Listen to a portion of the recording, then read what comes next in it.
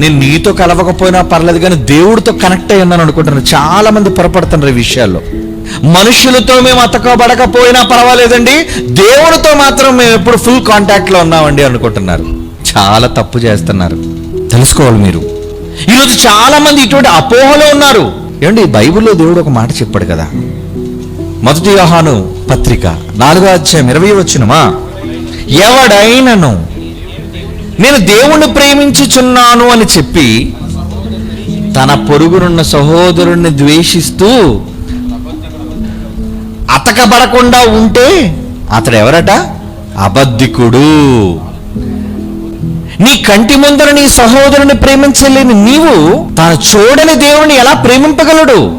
అంటే సహోదరుణ్ణి ప్రేమించిన వాడే, సహోదరుడితో కలిసి ఉన్నవాడే దేవునితో కలిసి ఉన్నవాడు. మర్చిపోకండి. ఏమంటే నేను సహోదరుడితో కలిసి ఉండలేను కానీ దేవుడితో కలిసి ఉంటాను అన్న ప్రతి వాడు అబద్ధికుడు.